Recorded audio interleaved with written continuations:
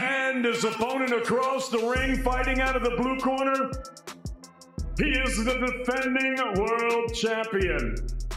He wears maroon with blue and gold trim. He scaled at the lightweight limit of 100. Undefeated IBF, WBO, WBA, WBC franchise, and Ring Magazine lightweight champion of the world, the Takeover, Teofimo Lopez. Wearing gray trunks with gold trim, he brings a perfect record into the ring. Way of knockout.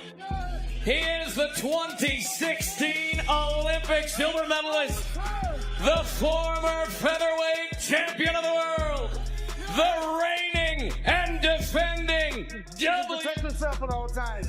Keep this fight clean at all times. And what I say, you must obey. Good luck, touch him up. Ain't on a mistake. Oh, and right now, you see the. Oh, there it is. The offense. Oh, there's a good left hand from Shakur Stevenson as came straight in. Shakur Stevenson filled that gap. Hitting what he's doing. Good right shot. hand from Lopez. Oh, he lunges in. Hand that went low moments ago. The bell sounded, and Teofimo Lopez and Shakur Stevenson instantly transformed the ring into a chessboard of strategy, where each movement was deliberate and every punch conveyed meaning. Shakur Stevenson filled that gap. Hitting what he's doing. good right shot. hand from Lopez. Oh, He lunges in. Hand that went low moments ago. You saw Shakur's reaction to Kenny Bayless. woo, meeting him with the straight left hand. Oh, there's a knockdown scored with the left hand. Pinpoint accuracy. Stevenson scores the knockdown early in round 6. I think it was more. Shakur took command early, using his southpaw jab with precision, not just to land punches, but to set up traps, keeping just out of Teo's range and forcing him to reset repeatedly. Teofimo, however, remained composed, stalking carefully, throwing convincing feints, and loading his weight, waiting for the perfect opening. When he finally struck, the crowd reacted with a sudden surge of energy. Good shot. With the right uppercut. The switch hitter comes in behind that jab and around with that right hand. It was mostly blocked. There's an uppercut on the inside. He's just trying to use that as a rangefinder. He's looking for the uppercut and the combinations. He just threw it. He's not liking it at all. Will get frustrated. He will. In several rounds, Shakur appeared nearly untouchable, effortlessly dodging punches by mere inches, shifting off the center line, and landing crisp counters that made the fight feel almost like a masterclass in technique. Himself and go back to his old. Slow him down to the body. Keep him up, keep him up. He got Shakur sitting still. Side again. Trying to cut it. Shot over the top besides that left hook. He's puzzled by the miss. On the clap. As he just came out south. Then, seemingly out of nowhere, Teo would change the rhythm entirely, closing the distance with sudden flurries that pushed Shakur onto the ropes and landing powerful hooks that reminded everyone this was no exhibition. Around the midpoint, the pace shifted. Shakur started targeting the body, keeping Teo's hands high while sneaking in shots below. Teo countered with relentless pressure, leaning, bumping, and throwing with clear intent. The momentum swung back and forth in quick bursts, with neither fighter able to claim it fully. Each round felt like they were snatching points from one another in real time. Shakur Stevenson filled that gap. Hitting what he's doing. Good right shot. hand from Lopez. He lunges in. Hand that went low moments ago. You saw Shakur's reaction to Kenny Bayless. Woo, meeting him with the straight left hand. There's a knockdown scored with the left hand. Pinpoint accuracy. Stevenson scores the knockdown early in round 6. I think it was more. In the championship rounds, the fight turned into a clash of discipline versus aggression. Shakur remained calm and calculated, picking his shots and managing his energy, while Teofimo pressed forward, hunting for a decisive moment to swing the night in his favor. When the final bell sounded, both fighters stayed on their feet, exhausted and marked up, neither appearing fully content, as the bout refused to deliver a clear-cut winner. The arena erupted with debate, fans split and animated, already dissecting every exchange they had just seen. I want to bet whatever. Whatever you want to whatever.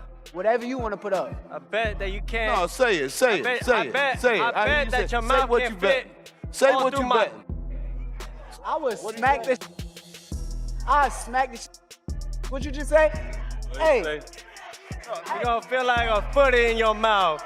You're gonna feel like a foot in your mouth. You're gonna feel like a foot in your mouth. Come on, man. You know Hey, that, man. hey, to all y'all, when do you are, hey, when does everybody consider leaving? I would smack out of Leaving your in your mouth. Hey, I would smack out of you. Like, yo, he's an acrobat. Let's go, Jay. At the weigh-in, the atmosphere was thick with anticipation, almost more intense than the fight itself. Shakur Stevenson approached the scale first, composed and nearly unreadable, hitting a final weight of 138.6 pounds.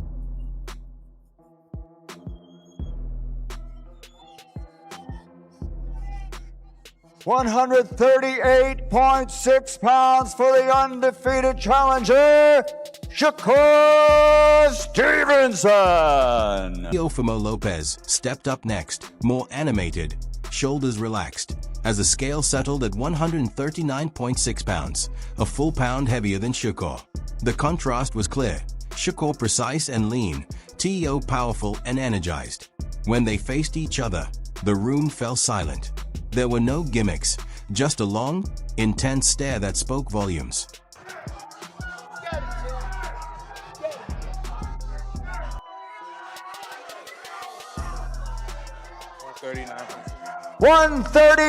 $139.6 for the reigning and defending champ. Shakur held his ground, eyes steady, chin tucked tight. Teofimo edged forward slightly, testing the distance, chest up, jaw locked. Security stayed close, but neither fighter flinched. The tension was crisp and controlled. Cameras snapped.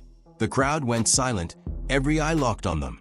In that instant, the fight felt inevitable. I'm ready. Honestly, I'm gonna tell y'all the truth. I've been boxing guys like this since I was 8 years old, outboxing them, outsmarting them. This is gonna be nothing different. A lot of energy between you two guys this week. What was your final message to him at that face-off? I can't wait to see him tomorrow. I can't wait. It's my time. I've been ready for this moment since I was a child, and now it's all coming together. The press conference gradually moved past the usual hype and grew serious once the real stakes were spelled out. When Rick Reno described it as possibly the biggest victory of Teofimo's career if he could beat Shakur, while also labeling it Shakur's toughest challenge yet, the energy in the room changed. For the first time, it no longer felt like promotion. It felt like a fight with real consequences. Upset the odds against Lomachenko, he upset the odds against Josh Taylor, and if he upsets the odds on Saturday, for me, it's the biggest win of his career because I regard Shakur as a better fighter than the other two guys. That's just my opinion. Eddie Hearn drove the point home, stressing that neither fighter needed this match for money. It wasn't about paychecks or negotiation leverage. It was about legacy. Two athletes in their prime were willingly taking risks, and they picked Madison Square Garden as the stage, a reminder that true greatness never comes from playing it safe. These aren't standard guys. These are guys that are chasing greatness in a sold-out arena that has hosted Muhammad Ali and Sugar Ray Robinson and Rocky Marciano. That's what these guys are after. They're chasing. The mood erupted when James Prince ignited tension, mixing humor with pointed trash talk and even touching on personal jabs, instantly heating up the room. Soon after, Teofimo's team responded by referencing his history with Lomachenko, reminding everyone that Teo has thrived as the underdog before. That quiet warning carried a clear confidence. From that point on, the press conference spiraled. Betting challenges, insults, family digs, and overlapping voices replaced the scripted promotion with raw, unfiltered hostility. Don't feel like a foot in your mouth. Come on, man. You know Hey, that, man. hey, to all y'all, when do you are, hey, when does everybody consider I leaving? would smack out of your Leaving nuts in your mouth. Hey, I would smack out of you. Like, yo, he's an acrobat. Let's go, he's in the Jam. clown mode. Stop clowning, man. Let's go, Jim. Hey, Ain't nothing to be watch funny your about. So words, big, nigga. it's like Be a foot in your respectful, mouth. pussy. Hey, look how they get riled up. Oh, shit.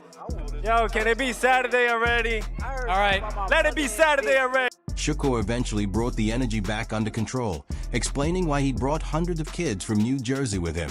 A grounded, purposeful moment that made the earlier chaos feel even louder by contrast. He reinforced his mindset, emphasizing that the fight wasn't personal and that letting emotion take over is a weakness, showing just how calculated and disciplined his approach is. Teofimo closed the night differently, quiet, measured, and confident, stating he's never felt stronger mentally or spiritually. He described himself as fully locked in, ending with a simple vow to win that carried more weight than any trash talk in the room. Man, and you know one thing though, hey look, my only last thing, Shakur, and you can't change when it's all that. said and done, because I've been in that position, words but can't when it change comes that. to you, Saturday night, Words make sure can't y'all change tune that. in. I'm gonna beat this boy. Alright When now, everything when it I comes love. to it, Hey, yo. Make sure when it y'all comes to tune it, in. Yo. when it comes to Yo, it, the way you they box, all not gonna be the way cheering you you on box after. Right after the press conference veered from legacy discussions into full-on psychological warfare, Teofimo stepped up to a side MIC and somehow turned the chaos into focus instead of distraction. What stood out wasn't the usual trash talk. It was how he framed everything around alignment, energy, and timing, almost as if he was battling the moment itself as much as his opponent. When he denied bringing up family and pushed back against that narrative, it revealed a fighter who feels misunderstood and is daring the world to challenge him. Then the stare down came up, and Teo claimed he saw evil in Shakur's eyes. Agree or not, that statement gives a clear window into his mindset. He isn't just thinking about a boxing match. He's framing it like a moral confrontation, purpose versus persona. The most revealing moment came when he slowed down and talked about his father's absence, not defensively, just plainly. That's when Teo is at his most dangerous, calm, reflective, and fully in control, not panicked or reactive. Anything that you might have just gotten under his skin where you sense any sort of fear? Oh yeah, it'll show. I just gotta rip it out. Just gotta take it out from his soul. Show the real fear that he has inside him. He said he was doing some mind games in the press conference to get into your head. You feel like you got into your head? You stayed composed the whole time. Normally, when people do that to you, you always stay composed. You feel like he got into your head with those mind games? What mind games were they doing? The gift for your dad, talking to Oh, him. look how God works, I said. When he laughs about getting Shakur out of his seat and calls it a game, that's classic Teo mischief, but there's method behind the madness. He likes stirring the calm waters just to see what ripples apay. The most revealing line wasn't about Saturday's explosion. It was when he said the first punch changes everything. That's a fighter signaling he sees momentum as currency and intends to spend it early. And when he refuses to reveal a single strategy, insisting there are many, it's not arrogance, it's experience speaking. Teo's energy is full of contradictions. Part philosopher, part prankster, part relentless pressure fighter, laughing one moment, deadly serious the next. You don't have to take every word at face value, but you can't ignore them either. This wasn't a shout into the void. It was a quiet, confident warning. And those are the ones that land the hardest. It gives you bad or evil vibes, or his camp or whatever.